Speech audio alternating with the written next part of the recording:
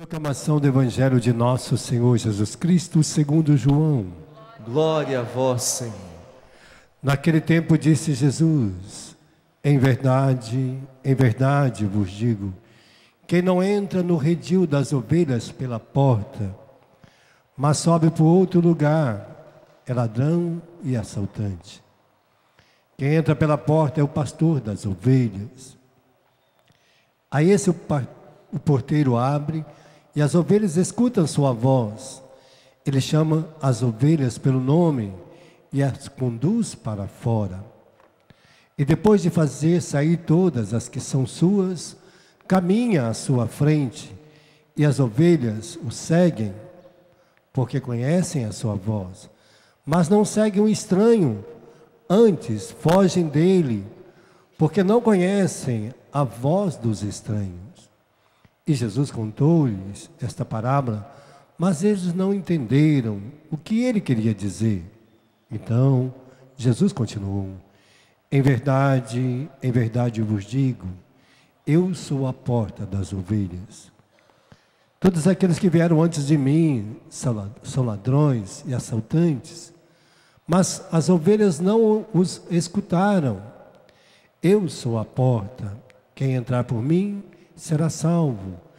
Entrará e sairá, e encontrará pastagem. O ladrão não vem senão para roubar, matar e destruir. Eu vim para que tenham vida e a tenham em abundância. Palavra da salvação. Glória a vós, Senhor.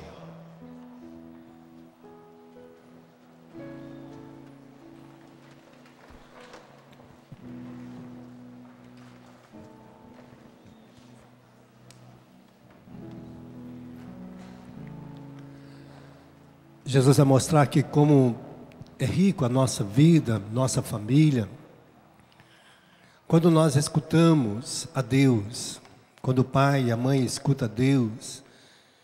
Ele vai dizer que é como um porteiro de uma casa, que Deus confiou a ele e a sua família. Assim como Deus confiou cada um de nós a Jesus, Ele está dizendo que não vai perder nenhum de nós, porque Ele dará a vida dele em troca de cada um de nós. Jesus está dizendo: olha, eu troco a minha vida pela sua, eu retenho ela para mim, para que você seja do Pai, de Deus, porque foi para isso que nós nascemos. Assim também Ele está mostrando que, como Ele é o pastor das ovelhas, cada um de nós, no tempo certo, o pai e a mãe tornam pastor das suas ovelhas, da sua casa, da sua família. Por isso que no dia que Deus vai casar, Deus confia a educação dos filhos aos pais. Até mesmo confia ao pai e à mãe, o casal, a receber na casa dele até as pessoas necessitadas que vão bater na porta, até a caridade prestativa, serviçal. Cada um diante de Deus, no dia que vai casar, Deus faz com que eles façam a promessa, uma única promessa de amar na saúde, na doença, na tristeza, na alegria, todos os dias. Então, o casal começa já dentro desse contexto, desse chamado de Deus a ser sinal deste amor um para o outro. E Deus coloca, e Jesus mostra isso. Como que Ele faz? E Ele vai mostrar como que eu faço. Porque quando a gente vai em Israel visitar, nós vamos lá no campo dos pastores, a gente vai encontrar muito desses redil de ovelhas. Muito. Onde as ovelhas ficavam, havia alguns redil que era colocado muitas ovelhas de muitos pastores juntos. Porque para proteger do lobo, para proteger do ataque dos animais ferozes, os pastores, às vezes, colocavam todas as ovelhas juntas. Todas. E, aliás, ficavam misturadas à noite, né? E eles revezavam os horários. E, lógico, na saída, é uma porta onde o pastor ficava, e ele ficava ali agachado. Então, ele era a porta. Se o lobo viesse, a primeira pessoa que ia ser atacada era o pastor. Porque ele ficava agachado na porta, na portinha pequenininha. Ficava ali a noite inteira agachado, com o seu bastão, né, com o seu cajado, protegendo as ovelhas de qualquer ataque dos lobos, de lobos ou animal feroz. Então ele ficava ali. Ele era a porta. Então Jesus vai mostrar que ele é esta porta. A porta é estreita. Vai dizer que a porta do céu é um pouco mais estreita. E a porta que leva para o mundo, ela é muito grande. Por isso Jesus está mostrando esse sinal que ele ficava ali. Ele é aquela porta que vai estar ali, no lugar aonde tudo que vier primeiro vai ter que bater em Jesus. Jesus está dizendo, olha, eu estou na sua frente. Tudo que vier contra você irá me atingir primeiro. Tudo que te atinge, me atinge primeiro. Porque eu sou a porta, eu estou na frente. Você está depois de mim. Por isso eu estou aqui para resgatá-lo, para deixar você livre, para viver a sua vida na liberdade do meu amor. Então é uma graça que Jesus mostra para nós. A cada ação que Ele faz conosco. Por isso é muito bom quando a gente vai pegando essas leituras e nós vamos cada dia se alimentando dela para nós, né? Então Jesus vai mostrar esta riqueza para nós, de que nós somos estas ovelhas que está sobre a sua mão. E Ele mostra que à medida que a gente vai vivendo o seu amor, Ele vai dizer que nós escutamos a sua voz. Porque na hora que o pastor saía da porta das ovelhas, ele pegava o seu cajado, alguns têm umas bolinhas em cima que faz barulho, outros têm uma fitinha, outros têm uma cabaça, e as ovelhas sabiam que o pastor andava com aquele barulho. Então quando ele saía lá fora, ele gritava, cada uma ele colocava um nome. Ele começava a gritar. E as ovelhas iam saindo uma por uma, até a última. E aí aquele pastor ia embora com as suas ovelhas, porque elas conheciam a voz do pastor. Dizendo que se nós conhecemos a voz de Deus, se nós conhecemos a palavra de Deus, os ensinamentos de Deus, nós não vamos seguir outros ensinamentos. Nós não vamos ouvir outros que aparecerão perto de nós. Nós não vamos ouvir outras doutrinas que chegarão até nós por outros meios. Porque o pai e a mãe, eles estão atentos, eles sabem qual a voz que pode entrar na sua casa, qual o ensinamento que pode chegar na sua casa, quais os princípios que pode chegar na sua casa, o que pode ser colocado dentro da minha casa e o que não pode ser colocado. Porque nós conhecemos aquilo que Deus nos confiou.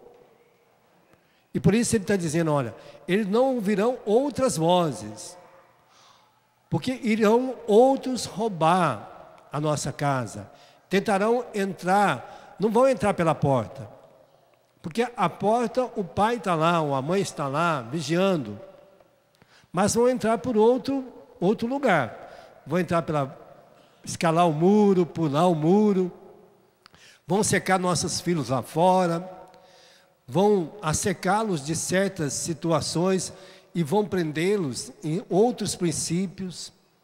E é interessante que a gente vai mudando, né?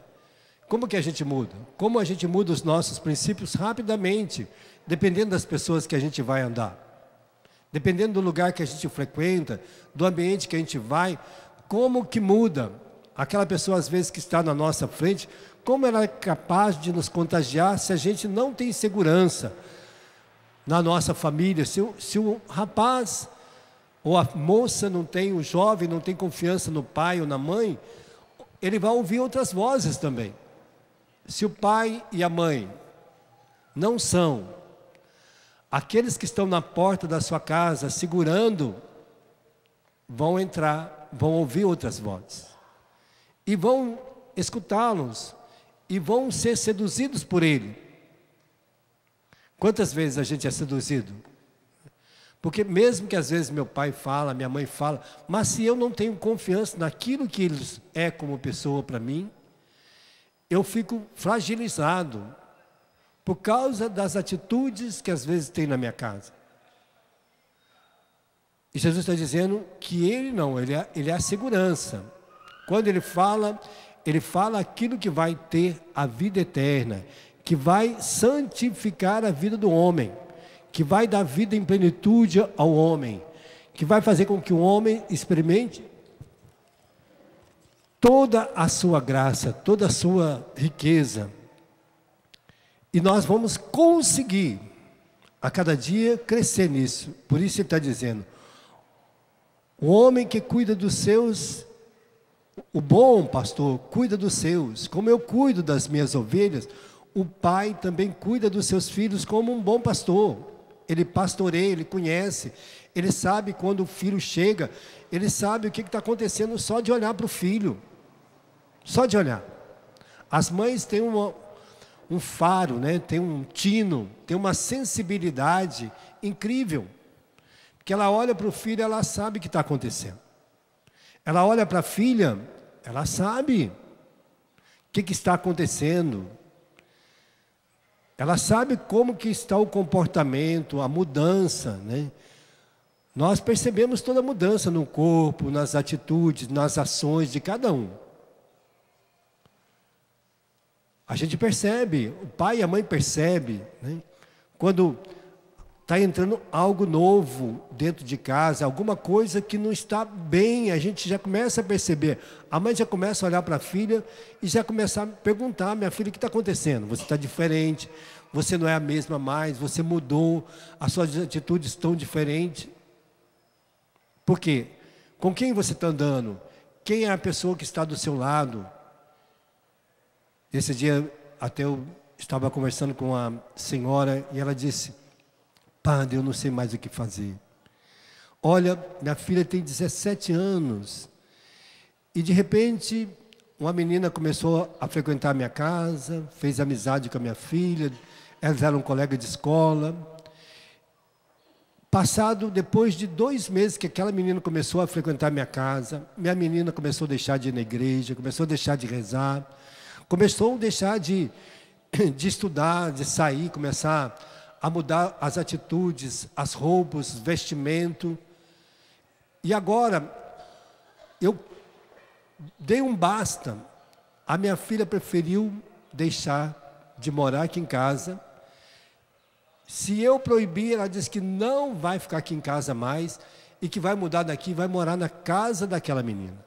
Olha, pouco tempo. 17 anos que a mãe cercou. 2 meses o ladrão vem, rouba e destrói. 2 meses, olha como é que é a desgraça. Como é duro ter que preservar uma pessoa. Ela vai perceber isso depois, mas agora ela está inflamada por aquilo que ela não tinha experimentado, de bebida, de sair à noite, de ir para uma boate, de frequentar as noites de boate. Ela acha que agora aquela é a melhor vida. Aquela é a melhor vida, de sair, de poder fazer as suas farras, me desculpa a palavra, né? Mas de sair, de poder ficar a noite inteira fora de casa, dançando, fazendo aquilo que ela quer, beijar quem ela quer, ficar com quem ela quer, ter liberdade. Aquela menina que não foi, que o pai não deu para ela os princípios de uma vida saudável, ela corrompeu a outra rapidamente, porque está numa fase, no final de fase de adolescência, no final de uma fase, no último tempo, que a fase da adolescência vai dos 15, dos 13 aos 18 anos, mas já pegou no final, e pegou e roubou. E agora, depois que experimentou a beber, a sair à noite, a fazer outras coisas, agora, para aquietar a nossa alma é difícil. Depois que experimenta, né, a gente fala que depois que a gente experimenta balançar o pezinho, para segurar o pé depois é difícil, né? Aí ouve aquela música e o pezinho já começa a pular sozinho. Olha como é que é. Antes a gente nem ligava. Eu tinha 16, 15 anos, não dançava, não sabia dançar. Nunca tinha ido num baile. Não ia em baile, não ia nada. Não tinha aquela vontade de ir em baile.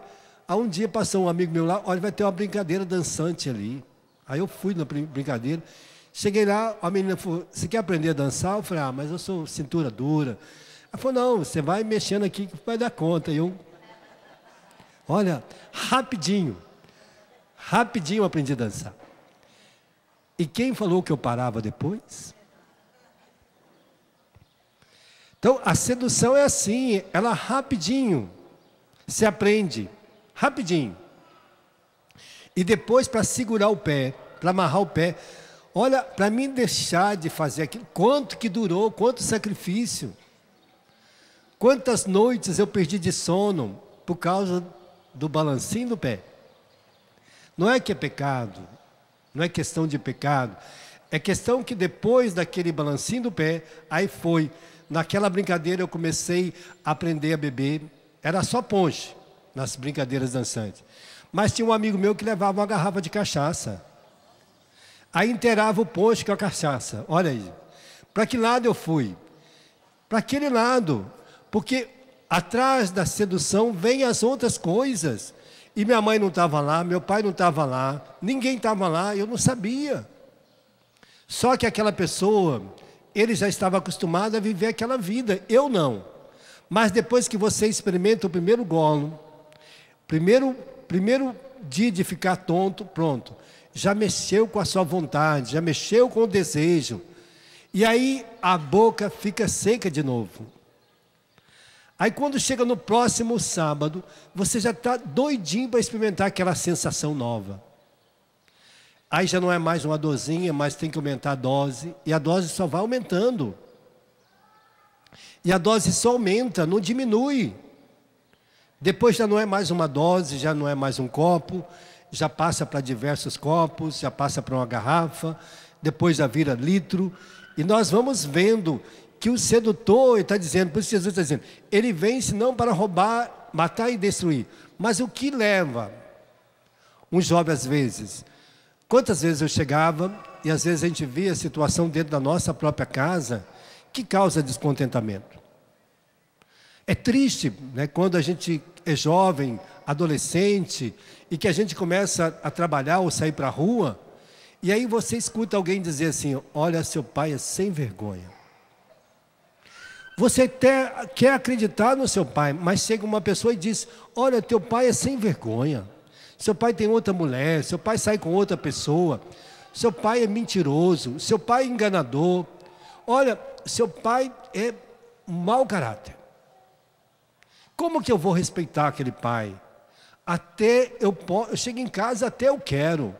Mas diante de tantas conversas que você ouve, porque o pai às vezes está dentro de casa, ele pode ter atitudes boas, mas lá fora, se ele não tem, e as pessoas falam mal, é terrível.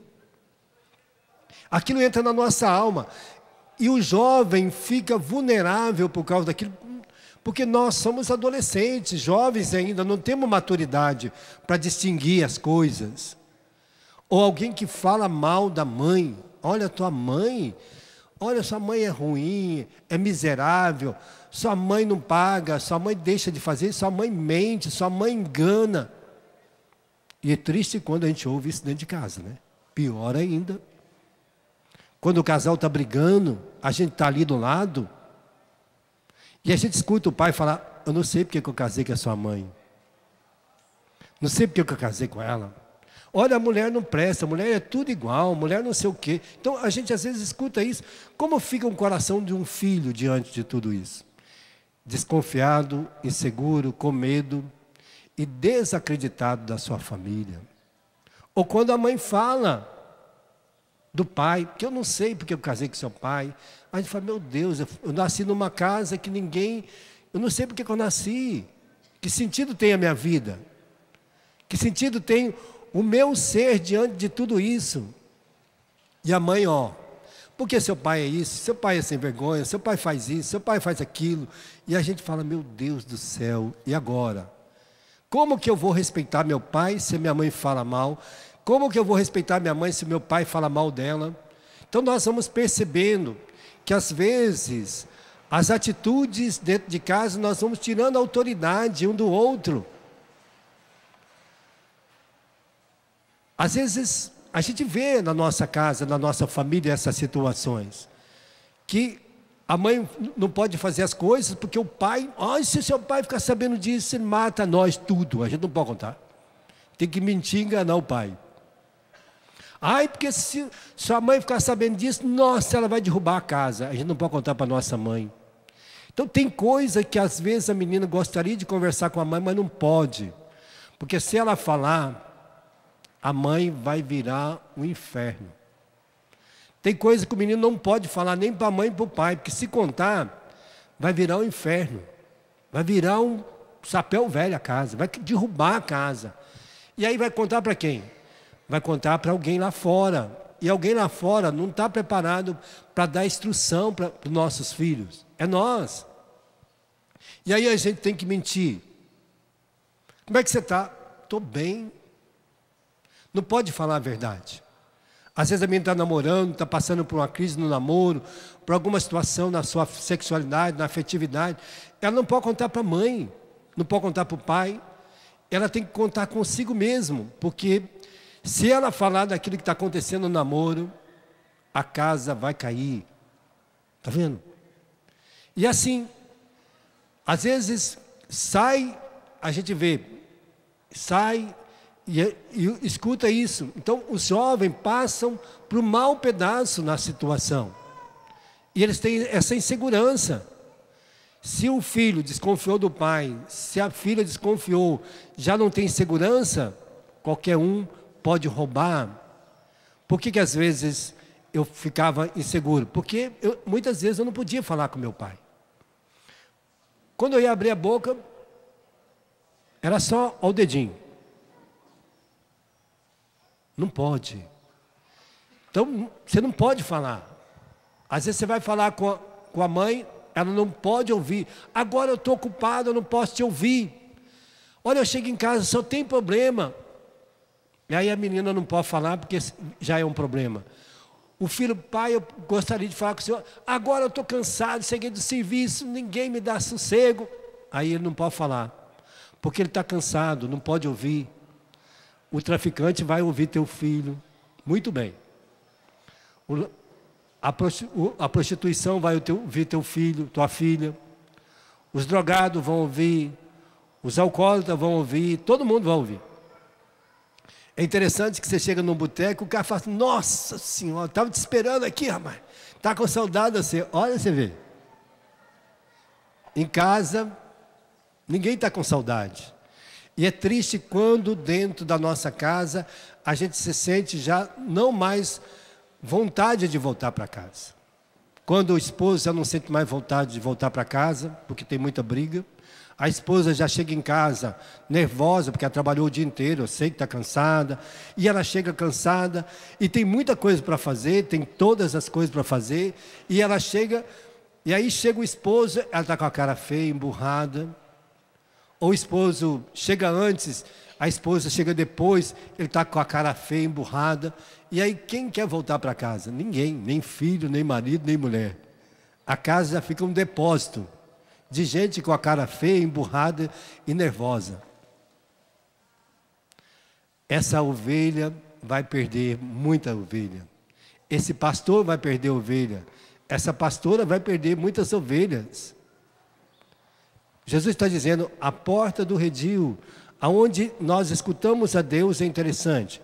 Porque Ele está dizendo, e é interessante quando Deus fala, se o nosso redil está ruim, Ele vai dizer assim, nós vamos buscar outros pastores, outros lugares para acalentar nossa alma, nossa vida. Nós queremos ter calma, nós queremos ter paciência, nós queremos ter paz, nós queremos ter alegria.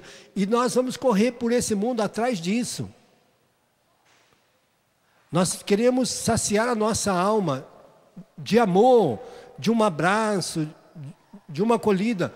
Eu falo para as pessoas assim, eu nunca na minha vida, como filho, nunca dei um abraço no meu pai no dia do aniversário dele, nem no dia do aniversário. Porque meu pai não acolhia. O máximo que meu pai fazia é estender a mão. O máximo, assim, ó. Aí eu pegava, parabéns, pai, feliz aniversário. Olha a distância. Tem uma distância de 2 braços, o meu e o dele. Por quê? Porque não podia dar um abraço. Não podia se achegar, não podia acolher, porque achava que não podia estar próximo. Está vendo? Então, o máximo que eu podia fazer, bença, pai. Bença assim, ó. Bença, pai. É a distância, ó, de um braço. Por quê? Porque a pessoa estava egoisticamente vivendo para si. Esqueceu que ele era a porta das ovelhas da casa. Que Deus a confiou. Às vezes o pai esquece que ele é a cabeça, conforme está lá em Efésios 6. O pai é a cabeça da família. A mãe é a solicitude, é a presença materna da graça de Deus, da verdadeira mãe. O pai é o verdadeiro pastor, aquele que Deus confiou, aquele que está na frente do redil. Por isso, no casamento, a igreja compara o casamento como o pai, como o filho que é a própria presença de Jesus na igreja. Ele é tudo na sua casa. Ele é aquele que está sobre a graça de Deus, sobre a bênção de Deus. Ele que Deus confiou a solicitude da sua casa, a bênção da sua casa. E esta riqueza que Deus hoje está mostrando para nós, e Ele vai mostrando assim que à medida que nós vamos vivendo essa dimensão, esta graça, nós aprendemos a viver esta plenitude. Olha quando fala aqui em Lucas 12, olha como que Deus vai dizer. Quem é este pai? Quem é esta mãe? Lucas 12, 43, 44. Em verdade vos digo, confiar-lhe todos os bens a este administrador, mas ele pode imaginar consigo, meu Senhor te dará, e ele começa a espancar uns, a comer, a beber, a embriagar-se. O Senhor daquele servo virá um dia em que não espera, numa hora em que ele não pensa, e o despedirá e o mandará para o destino dos infiéis. Se o pai esquecer que ele tem família, se a mãe esquecer que ele tem família, se o servo esquecer que tem alguém sob a sua tutela, Jesus compara aquele que ele coloca à frente à sua casa como um servo que ele confiou a administração de todos os seus bens. Mas o servo pode pensar, meu senhor está demorando, ele vai demorar, eu tenho a vida inteira para fazer isto. E aí ele começa a beber-se, a embriagar-se, a bater num, a espancar o outro, a brigar, a adulterar, a mentir, a destruir. Está dizendo que o Senhor chegará num dia inoportuno, numa hora inoportuna, e mandará que aquele servo vá para o lugar dos infiéis, dizendo, este homem irá perecer, porque ele confiou a casa, ele confiou a família àquela pessoa, e ele gastou mal os bens que Deus os confiou. Ele perdeu as ovelhas. Imagina se o pai morre, ele se arrependeu, tá bom, com muita dificuldade, ele foi lá no purgatório, todo mundo rezou, foi para o céu.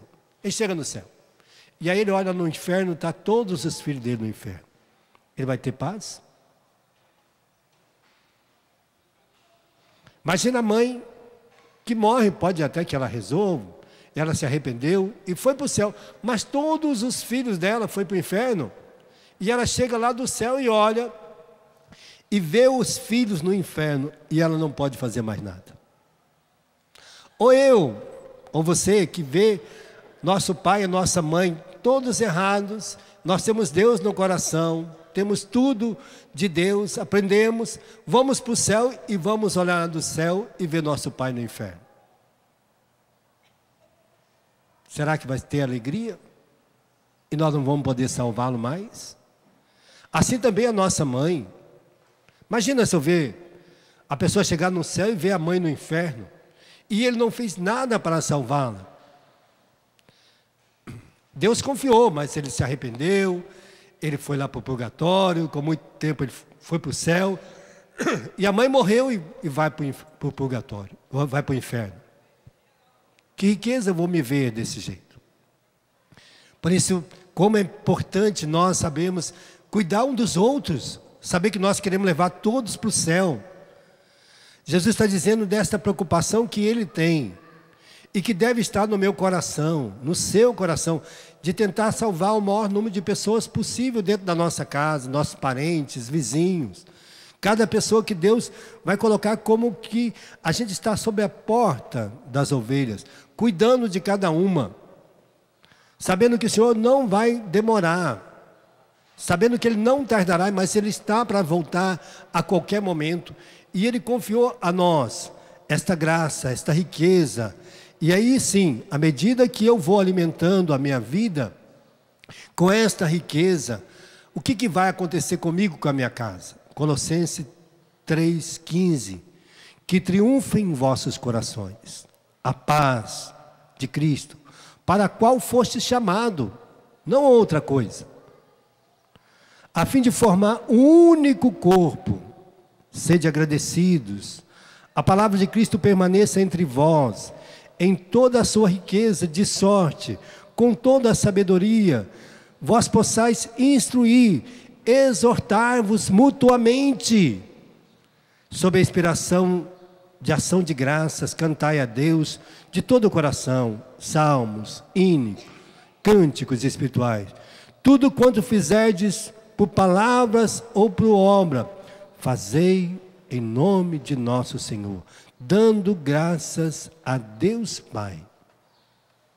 Nós somos chamados a viver isso. Portanto, ele vai dizer no versículo 12: portanto, como os eleitos de Deus, santos e queridos, revesti-vos as entranhas de misericórdia, bondade, humildade, doçura, paciência. Suportai-vos uns aos outros, perdoando-vos mutuamente, cada vez que tiverdes queixas um contra o outro. Como o Senhor vos perdoou, assim também vós perdoais. Revesti-vos da caridade, que é o vínculo perfeito da paz. Então a nossa casa é chamada a viver isso, o triunfo da paz, triunfo da glória. Porque o Senhor nos colocou, você que é pai, à frente da sua casa, você que é mãe, à frente da sua família. Você é a porta do redil. Jesus disse que é pela árvore que se conhece os frutos. Se a árvore é boa, os frutos irão ser bons. Se a árvore está com defeito, os frutos vão nascer defeituosos. Por quê? Nós vamos imitar como criança, nosso pai, nossa mãe, e vamos crescer imitando-os, porque a referência nossa está dentro da nossa casa. Eu acho super maravilhoso quando a gente vem morar na Canção Nova, quando nós vamos morar numa comunidade, na família de Deus, porque nós colocamos referência. Aqui na Canção Nova nós colocamos a referência, o Monsenhor Jonas, e ele fala para nós: meu filho, pode fazer tudo o que eu faço. Tudo. E quanto mais a gente convive com o Monsenhor, nós vamos aprendendo a ter as atitudes dele para com todos. E assim vai. Quanto mais a gente vai aprendendo na igreja a viver a graça de Deus, nós vamos também termos as mesmas atitudes. Com quem eu me pareço? A quem eu sirvo? Eu sei qual é a atitude minha. A minha atitude é do Filho amado de Deus. Ela é. E Jesus viveu toda a humanidade. Para que a gente... não, Jesus era Deus. Não, Jesus abriu mão de ser Deus. Ele viveu todas as condições humanas. Para quê? Para que nós pudéssemos, através dele, aprender a viver como um bom pastor. aqueles que estão à frente dos outros. Eu não sei se o outro tem a mesma dimensão comigo, mas, portanto, o Senhor está dizendo, como eleitos de Deus, santos e queridos, revestir da misericórdia, bondade, humildade, doçura, paciência, suportai-vos uns aos outros e perdoai-vos mutuamente, se tiver queixa. Minha esposa, essa semana não foi bom, me perdoa. Meu filho, vem cá, senta aqui. Eu não fui bom com você essa semana, mas eu amo você, me perdoa. Minha filha, o pai foi duro essa semana, mas porque eu te amo, eu fui duro, tive que ser exigente, eu tive que fazer com que você desse o melhor da sua vida, eu tenho que tentar te dar o melhor. Então, portanto, a minha exigência, e é o testemunho. E à medida que a gente vai colocando dentro da nossa casa, a nossa vida e a dimensão da nossa vida, é que a nossa família vai estruturando. Aquilo que eu coloco dentro da minha casa que vai ser o sinal para a minha família, para os meus filhos. Né? E é tão triste quando a gente vê os sinais que às vezes certos pais colocam. Às vezes o pai oferece. Esse dia eu estava com um amigo meu e ele está se convertendo. Eu era jovem ainda, também estava se convertendo. E aí ele chegou em casa, só que ele era bem mais novo. Ele chegou em casa, estava com 16 para 17 anos. E aí o pai dele chamou: meu filho, você já é homem? Ele falou: já, graças a Deus, sou homem, tranquilo, está aqui, firme. Aí foi lá, pegou uma camisinha e deu para ele. Camisinha. Você precisa agora aprender a ser homem. Ele falou: pai, você está me ensinando a prostituir? Para mim ser homem eu tenho que ser prostituto? Tem que ter camisinha? Tem que ir para a prostituição, ter uma prostituta, para me provar que é homem? Eu acho que para mim ser homem não precisa de uma camisinha. E aí ele devolveu a camisinha para o pai, falou: pode ficar com ela. Então o pai guardou aquela camisinha lá por muito tempo na casa. E ele cresceu, formou-se. E aí um dia o pai chegou perto dele com a camisinha e falou: eu quero te pedir perdão por causa dessa camisinha. Porque eu aprendi errado e eu estava te ensinando errado. E você me deu uma grande lição, mostrando que ser homem não precisa de camisinha. Então às vezes é isso. Às vezes o pai, para achar que o filho é homem, precisa tomar uma cachaça. Tem pai que acha que para o filho ser homem, precisa tomar uma cachaça com ele. Precisa beber um copo de cerveja. Precisa sair à noite. Aí já mostra para ele o adultério, mostra para ele a farra, mostra para ele o alcoolismo. Para ser homem, às vezes precisa sair para fazer certas coisas, porque acha que a filha dos outros é prostituta.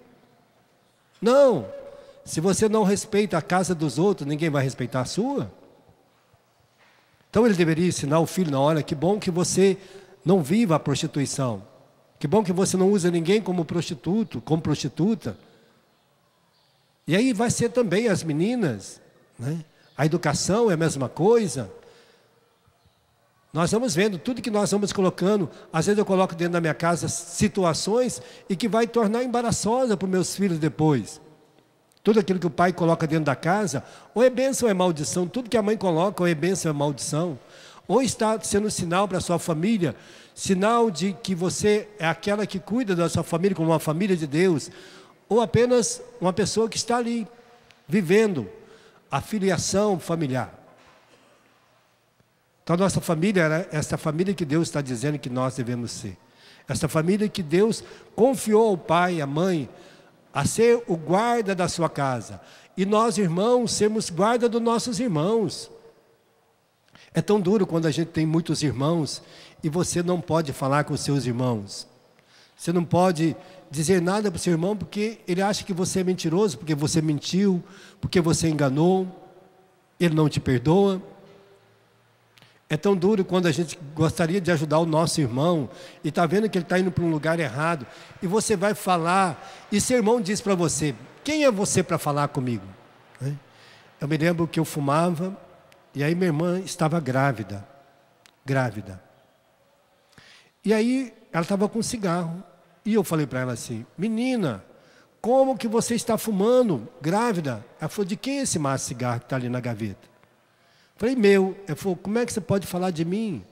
Se o cigarro que eu estou fumando é seu. Eu peguei aquele maço de cigarro, cortei no meio, molhei, falei: se é por causa de mim, você nunca mais vai fumar. Porque eu deixei daquele dia. Eu tive que sacrificar o meu desejo para salvar aquele que ela estava esperando. Às vezes a gente vai ter que sacrificar como irmão, para salvar o nosso irmão. Se eu sou o motivo, às vezes nós como irmãos somos motivo de pedra, de tropeço para o outro. Às vezes nós somos uma pedra no caminho do outro. E a gente não percebe. Então hoje Deus está restaurando o nosso coração, porque Ele quer restaurar a nossa casa. Mostrar que o sinal que nós somos para o outro, e que o outro está de olho em nós. Pode ver, quando a mulher sai: aonde você vai? Vou para a igreja. Ele fica esperando. Porque aí a atitude da volta que vai ser dura. Aí ele pergunta: aonde você estava até essa hora? Não é da sua conta. Você sabe que eu fui para a igreja, brigou. Estava na igreja? Não estava na igreja. Se tivesse, não teria brigado. Foi só lá. Mas não aprendeu nada daquilo que o Senhor falou. Ou o teu marido chega em casa, a esposa provoca e ele briga. E ele estava na igreja. Será que ele estava na igreja? Ele foi lá, mas as atitudes não é da igreja, não é de Deus. Porque se a gente está aqui, a hora que você sair, o demônio vai te tentar ali fora. E se você não estiver firme, ele vai te provocar reações para que você abandone as suas ovelhas, abandone o seu redil, que você não seja a porta das ovelhas da sua casa. Mas o Senhor quer, põe a mão no seu coração. Eu não sei o que você até hoje fez para a sua casa. Você como pai que está aqui, como mãe. Talvez você vai ter que chegar um dia na sua casa e dizer aos seus filhos: me perdoa, os meus exemplos disso, pelas vezes que eu falei da sua mãe, pelas vezes que eu falei do seu pai, pelas vezes que você viu eu e seu pai brigando, pelas vezes que nós fomos mau exemplo nas atitudes, nas ações. Nós queremos hoje te pedir perdão. A nossa casa não pode ser assim. Uma casa de Deus não pode ser assim. A família de Deus não pode ser assim. Talvez você como filho, seus pais iam à igreja, queriam te levar, e muitas vezes você foi redil, que era aquela ovelha que saía com outros pastores, e fugiu da sua casa, fugia da sua casa para não rezar, para não ir à igreja. E hoje você sofre consequências terríveis. Paga um preço muito alto por determinadas coisas que entrou na sua vida. Mas o Senhor quer nos lavar hoje. Quer lavar você como pai. Quer te redimir como pai. Quer te redimir como mãe. Quer nos redimir como filhos. Porque o desejo do Senhor é que nós filhos, sejamos os filhos mais perfeitos. Os filhos da família de Deus. Se nossos pais não foram bons conosco, os exemplos que a gente ouviu, nós não tínhamos maturidade, mas hoje a gente tem. Hoje Deus está nos dando este olhar de saber perdoar o nosso pai, saber perdoar, e nós podemos dizer assim mesmo: Pai querido, todos nós, Pai querido, como eleitos de Deus, santos e queridos, revesti agora todo o nosso ser da vossa misericórdia, da vossa bondade, da vossa humildade, da vossa doçura, da vossa paciência. Dai-nos a graça de saber perdoar mutuamente em todas as queixas que nós temos no coração.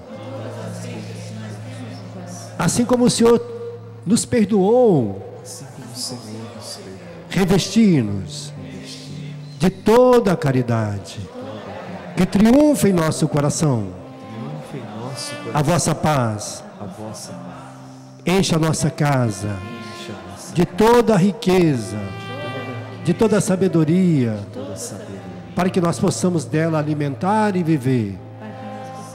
Eu te peço que o Senhor visite a minha casa, que o Senhor abençoe a minha casa, santifique a minha casa, santifique a minha coloque teus anjos na minha casa, coloque teus anjos em que a minha casa seja a casa da família de Deus, que a minha casa seja a casa da a família, casa da bênção de Deus. casa da bênção de Deus. Se até agora não foi, Senhor, Se até agora não foi, mas ela precisa ser, porque é o meu desejo também, é o meu desejo, que assim seja a minha casa. que assim seja a minha casa. Amém.